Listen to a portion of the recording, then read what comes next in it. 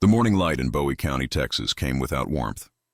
It spilled weakly over furrows of earth, over a plow sunk deep in clay, over a boy whose shadow looked smaller than his burden. His name was Audie Murphy, 16 years old, lean as a fence post, his eyes pale and watchful like the horizon itself. The world beyond his field was burning, though he did not yet know it. The newspapers spoke of Poland, of armies moving like storms, of nations falling in weeks. But here, the only thunder he knew was from the sky. The land had been dying long before the war began. The Great Depression had turned every sunrise into a reckoning. Cattle thinned, soil cracked, and dreams vanished into dust storms. On some days the wind carried sand so thick it scoured the color from your clothes. Men lost farms they'd built by hand. Women stood in soup lines beneath church bells that no longer rang for weddings. Yet the Murphys clung to their few acres like sinners clinging to faith. Audie's father, Emmett, walked away one evening and never came back. His mother, Josie, took the place of both parents, a frail woman with calloused hands and a gaze that could shame God himself. She worked herself to illness, her body growing weaker each season. Audie, the middle child of 12, learned early that hunger made its own kind of soldier. He hunted rabbits with a borrowed rifle, skinned hides for pennies, and lied about his age to pick cotton. There was no music in their house, only the rhythm of labor, the soft thud of hoe against dirt, the slow ticking of the kitchen clock. Nights came heavy and without sound. Sometimes when the wind rose over the plain, it sounded like distant artillery, though no one in Bowie County yet knew what artillery truly meant. Then came the letter. His mother had fallen sick beyond saving. There was no doctor, only prayer, and even that came too late. Audie buried her beneath a hill of red clay and wildflowers, the rest of his siblings scattered to foster homes. The boy stood there for hours after the service ended, watching the soil settle. It was the first grave he ever saw, and not the last he would remember. He tried to keep the farm, tried to cling to something of her. But the debt collectors came like crows. They took the land, the mule, even the tools. When he looked around, there was nothing left but the horizon. That was when he decided to leave. He was 17 when he walked into a recruiter's office, his boots worn, his voice steady. The clerk looked him over, too small, too young, too fragile to be a soldier. The Marines rejected him. The paratroopers laughed him out of the room. Even the Navy turned him away. But the boy did not curse or plead. He simply returned the next day with a forged birth certificate, his jaw locked like the steel of a rifle bolt. The Army took him. They sent him first to Camp Walters, then to North Africa. He was smaller than most, but fast, frighteningly fast, and quiet in ways that made others uneasy. When he fired a weapon, he didn't flinch. When others joked or smoked to calm their nerves, he only watched. By 1943, the war had found him in full. The boy who had once plowed fields was now plowing through Europe, one village at a time. The sky above Sicily burned the same color as Texas sunsets, but the ground beneath him was nothing like home. The smell of wheat had been replaced by cordite and blood. In the first days of combat, he learned what death looked like up close, how quickly a man could vanish into smoke, how silence could follow a scream like a second bullet. But even then he remained composed. His sergeant would later say that Murphy didn't fight like he wanted glory. He fought like someone fulfilling an obligation. Perhaps he was. Perhaps every bullet he fired was penance for something only he understood. He rose through the ranks not because of size or power, but because of precision, the way he could see danger before it appeared, the way his instincts seemed carved from the earth itself. His men began to follow him, not out of duty, but out of a quiet faith. They said his eyes could see through fog, that he never missed what he aimed at. In a world drowning in chaos, that made him something close to divine. But beneath that calm surface, something darker was forming. Not hatred, but inevitability. He had lost everything once before. Now he was determined that no one would take from him again. Each battle hardened him further, turning the soft soil of the boy into the steel of the soldier. The letters he sent home grew shorter, emptier. He wrote less of hope, more of endurance. "Doing fine," he'd say. "Keeping warm." Not much else to tell, yet his silence spoke louder than any confession. As winter crept over Europe, his legend began to grow. In one battle, he held a position alone for hours after his unit fell back, cutting down wave after wave of German soldiers. In another, he stormed a machine gun nest with nothing but grenades and fury. To the army, these were acts of valor. To Murphy, they were acts of survival. Still, his heart remained tethered to Texas, to the ghost of his mother, to the field that once smelled of rain. He kept a small photograph of her in his breast pocket, folded so many times the image had faded to shadow. When asked why he kept it, he said only, "Because it reminds me where I came from." One evening, between battles, he sat alone by a half-frozen stream. The sound of distant artillery rolled through the forest, faint and rhythmic, like thunder over the plains. He looked up at the sky, gray and unbroken. Somewhere beyond that horizon was home. Somewhere beneath it, thousands of boys like him were dying. In that moment, something shifted. He was no longer the farm boy who dreamed of escape. He was a soldier now, one whose destiny was bound not to the soil of Texas, but to the ruins of Europe. When he closed his eyes that night, he heard thunder again. But this time it wasn't from the sky. It was from tanks moving across the French countryside, a storm of iron that would soon bear down on him and the four, men who followed him into the fire. The boy who once plowed fields was about to carve his name into history, and the world, already bleeding, was not ready for what a single man could endure. The sky above Sicily was the color of smoke. The sea had carried the boy from Texas to the heart of an empire that was dying, and when the landing craft struck shore, the first thing Audie Murphy tasted was dust and fear. Around him, men stumbled through sand thick with shells. The air shuddered under mortar fire. Somewhere ahead, machine guns spoke in clipped bursts, like the heartbeats of a dying world. This was no training ground. The enemy did not fire blanks, and the earth did not forgive mistakes. The boy who had once hunted rabbits now hunted shadows through ruined olive groves, his uniform already stained with the island's red soil. He moved with a strange stillness, not fast, not frantic, but deliberate, as though every movement had been measured before time itself began. Murphy's first kill came quietly. A German soldier broke from the tree line, rifle raised. The boy's instincts, sharpened by hunger and years of survival, reacted before thought could intervene. One shot, clean and certain. The man fell backward into the brush, his body twitching once. Murphy stood over him for a moment, expressionless. There was no triumph, only understanding that something in him had just shifted permanently. He wrote home that week. "Doing fine," the letter said. "Food's better here than at home." It was a lie meant to spare whoever still cared. War had begun to erase his words long before it erased his fear. In Italy, the fighting grew worse. The hills were stone and mud, soaked with rain and the dead. He learned to crawl through ditches filled with the smell of rot and diesel. He learned that silence was the only mercy a soldier could trust. His company moved like ghosts, 30 boys reduced to 12, then 7. By winter, only a handful remained. Murphy was among them, thinner, quieter, harder. His eyes, once bright as prairie sky, had dimmed to steel. He began to draw notice, not from boasting, but from consistency. When others faltered, Murphy acted. When commands failed, he improvised. When fear spread, he steadied it. His size, once a source of ridicule, became an advantage. He could move where others could not, disappear into the terrain, reappear where death was least expected. At Monte Cassino, he watched 1,000 years of faith crumble beneath artillery shells.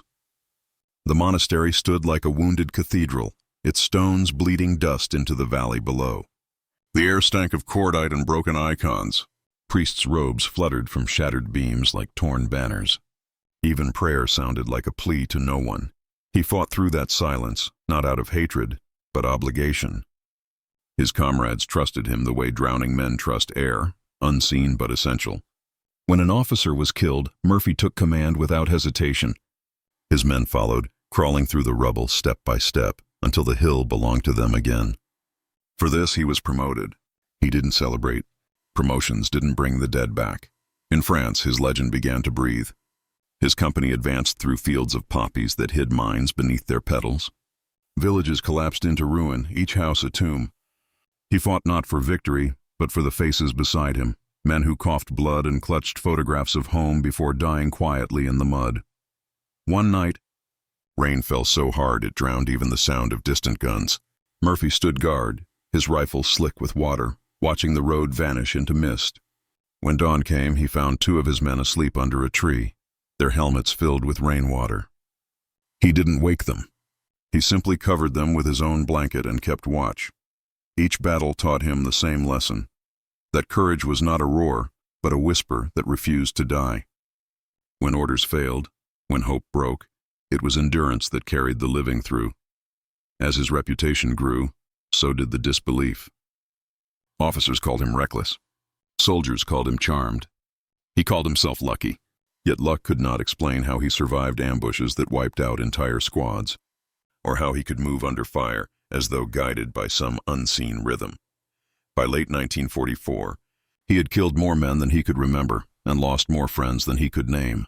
He carried none of their dog tags, only the silence they left behind. That silence began to haunt him, a constant hum beneath his thoughts. Sometimes, after the shooting stopped, he'd find himself staring at his hands, trying to remember which lives they had taken. But the war had no patience for reflection. The German lines were breaking, though their tanks still ruled the roads. Murphy's unit, the 15th Infantry Regiment, 3rd Division, was ordered into eastern France, into a region the maps called Alsace. The men called it something else, the Grinder. It was there, among frozen vineyards and shattered barns, that the central conflict of his life would begin. The Germans were desperate, throwing steel and men at the advancing Allies with a ferocity born of doom. Murphy's company faced them day after day, outnumbered, outgunned, yet somehow unbroken. In one village he saw a child's doll half buried in mud beside a blown-out wall. Its porcelain face was cracked, one glass eye staring at nothing. He stared back for a long moment before stepping over it. There was no room left in him for mourning. His letters home stopped altogether. The boy who once wrote of weather and fields now carried only the sound of tanks in his mind. The ground itself seemed to tremble beneath their weight, endless, mechanical, inevitable. He began to measure time not in days, but in how many shells passed before dawn. When his commanding officer fell, Murphy was given a small command of his own, 4 men and a tank destroyer, a weapon of steel and desperation meant to fight armor with courage. Together they would be sent into the heart of Alsace, where snow fell thick and silent over a world torn open by war. They were told to hold their position for as long as possible. No reinforcements, no retreat. Just 4 men, a single gun, and a field that seemed to stretch forever. Murphy didn't argue. He only nodded, as though he had been preparing for this moment all his life. The boy who once held a plow now gripped the levers of a machine designed to kill steel itself. Around him the air smelled of frost and oil. His men waited in silence, their breath visible in the cold. Somewhere beyond the horizon, engines growled. Hundreds of them, German armor closing in like thunder over wheat. The sound rose slowly, filling the valley, shaking the trees. Murphy climbed onto the tank destroyer and looked east. Snow began to fall, gentle, almost peaceful. He took off his glove, felt the cold bite his skin, and whispered something no one else could hear. The earth trembled again. The storm was coming, and the boy from Texas, once too small to be a soldier, was about to stand alone against it.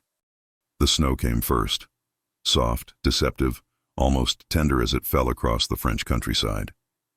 Beneath that quiet white lay the remains of months of war, the cracked bones of trees, the twisted frames of tanks, the half-buried corpses of soldiers whose names would never be spoken again. It was January 1945, and the world was bleeding toward its conclusion. But for Audie Murphy and the 4 men under his command, the war had not yet begun to die. Their orders were clear: hold the line near the village of Holtzwihr. The Germans were advancing with armor and infantry, desperate to reclaim what little ground remained. The Allied lines were thin, scattered, exhausted, and on that frozen plain, a single tank destroyer and its crew were asked to stop a regiment. The men who stood beside Murphy that morning were ordinary soldiers, shaped by extraordinary fear. They were not the kind of heroes history writes poems about. They were farmers, clerks, truck drivers, each bearing the same hollow eyes that war carves into the living. One prayed quietly, another smoked until his fingers trembled. None spoke much. They didn't need to. The sound of engines approaching told them everything words could not. At dawn, the horizon began to move. Through the mist, the silhouettes of German tanks emerged like beasts rising from another world. Panzer IVs, half-tracks, infantry in white winter camouflage. The ground itself seemed to shudder under the weight of them. The men looked to Murphy. He gave no speech, no rallying cry, only a simple nod. Then the sky broke open. The first shells landed short, sending pillars of snow and dirt into the air. The concussion tore through the air like a living thing. Murphy's crew fired back, their shells streaking across the field, vanishing into smoke. One German tank erupted in flames, its turret spinning wildly before collapsing. For a moment, there was silence, the kind that feels like held breath. Then the next wave came. The tank destroyer shuddered with every recoil. The men inside shouted coordinates, their words half swallowed by explosions. The air grew thick with the smell of fuel and burning oil. A direct hit rocked the hull, sending Murphy to his knees. Shrapnel tore through the cabin. One of his men was thrown backward. Blood sprang across the steel interior. Another screamed for a medic who was already dead. They were losing. Murphy knew it. The gun was nearly empty, the vehicle crippled. He ordered his surviving men to fall back to the tree line, to save themselves before the tanks closed in. But he stayed, alone. Outside, the field was chaos. Fire licking across snow, smoke turning the daylight into ash. The German line was advancing fast, bullets snapping through the air like angry hornets. Murphy climbed onto the burning tank destroyer, flames curling around his boots, and seized the .50 caliber machine gun mounted on top. His gloves had burned away, but he didn't feel the heat anymore. He felt only the cold precision that war had built inside him. He opened fire. The gun roared, its rhythm steady, almost mechanical. Each burst cut down a line of advancing infantry. When they tried to flank, he turned the barrel and met them head-on. The tanks continued to close in, their guns turning toward the solitary figure standing atop the flames. Shells exploded around him, throwing shrapnel and snow into the air. He didn't move. His men, crouched in the trees, could barely watch. They thought he had gone mad. But the madness was not chaos. It was focus. For over an hour, Audie Murphy held his ground, firing until the barrel smoked and the ammunition ran dry. Every time the Germans regrouped, he found a way to tear them apart again. The wreck beneath him burned hotter, the metal groaning as ammunition inside began to cook off. A shell struck close, knocking him backward. His left leg bled freely now, his face blackened with soot. Still he climbed back up, still he fired. The enemy began to falter. Some turned and fled, unable to comprehend what kind of man could fight death itself and refuse to yield. Then, as suddenly as it began, the attack broke. The German advance dissolved into smoke and silence. The last surviving tank turned away, retreating into the forest. Murphy watched it go, his weapon finally still. The snow around him was red now, steaming in the cold air. When his men returned, they found him leaning against the smoldering wreck, eyes vacant, the machine gun still in his hands. He said nothing for a long time. When one finally asked how he was still alive, Murphy only replied, "They ran out of tanks. The field was a graveyard." 258 destroyed armored vehicles scattered across the frozen horizon. It looked less like victory and more like judgment. Smoke hung in the air for days, mingling with the scent of diesel and charred earth. He refused evacuation, refused rest. He limped back to what remained of the line and began directing artillery fire as if nothing had happened. His uniform was burned, his face hollowed by exhaustion. When a medic insisted he seek treatment, he waved him off. "There's work left to do," he muttered, voice barely above the wind. Word of the battle spread quickly. Commanders called it impossible. Soldiers whispered it in disbelief, a single man holding off an army. Reporters would later call him the bravest soldier in America. But in that moment, on that field, Audie Murphy felt none of it. He only felt the weight of silence pressing against him, the same silence that followed him since Texas, the one that spoke louder than any praise. When night came, the snow began again. It fell softly over the wreckage, covering the dead, the ruined tanks, and the footprints of the boy who had refused to run. The stars above were dim, their light smothered by smoke. Murphy stood there for a long time, his breath rising in faint clouds, his rifle at his side. He had survived 81 days in a place that devoured entire divisions. He had become the weapon the army never built.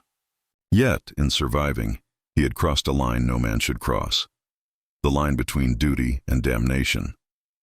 He turned away from the field at last, limping toward the faint glow of campfires in the distance. Each step sank deep into the snow, as though the earth itself tried to hold him back. He didn't look behind. The war would end soon, but not for him. For men like Audie Murphy, the front was not a place. It was a state of being. And even when the guns fell silent, the thunder inside him would not.